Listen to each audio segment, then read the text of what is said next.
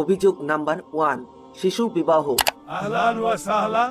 ইসলামে শিশু বিবাহকে সমর্থন করে।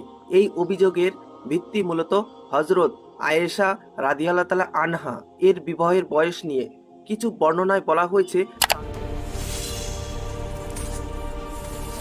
তার বয়স ছিল মাত্র 9 বছর। এর একাধিক পাল্টা যুক্তি দাঁড় করানো হয়েছে। প্রথমত, ইসলামিক স্কলারদের একটি বড় অংশ আমাদের কাছে শক্ত প্রমাণ রয়েছে যে এই মতামত ভুল। যেমন ডক্টর জামাল বাদাইউ, ডক্টর খালিদ আবু আল ফাদাল এই বর্ণনায় বিশ্বাসযোগ্যতা নিয়ে প্রশ্ন তুলেছেন। ঐতিহাসিক গবেষণা বলছেন আয়েশার বিবাহকালীন বয়স ছিল দেখো, এই অংশটি নতুন আলোকপাত করছে।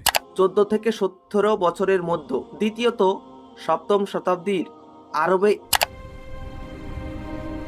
এবং তখনকার গোটা বিশ্বে বয়ঃসন্ধিতে বিবাহ ছিল সামাজিক নিয়ম। আমরা এই পবিত্র অগ্নির সাক্ষীতে এই মিলনকে আশীর্বাদ করি। রোমান, বাইজেন্টাইন, ইহুদি, হিন্দু সব সংস্কৃতিতেই এই প্রথা ছিল। তৃতীয়ত, কুরআন সরাসরি শিশু বিবাহের নির্দেশ দেয়নি, বিসমিল্লাহির রহমানির রহিম।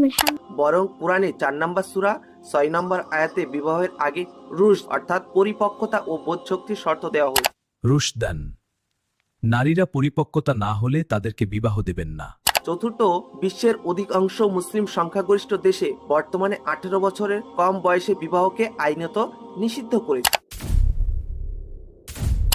যদি এই একই প্রশ্ন ভিনধর্মী মানুষের দিকে ছুড়ে দেওয়া হয়, তাহলে এটা কিভাবে ডিফেন্স করবেন একবারও কি ভেবে দেখেছেন? ভারতে হিন্দু সমাজে বাল্যবিবাহ নিরোধ আইন আসার আগে শিশু বিবাহ কি ছিল না?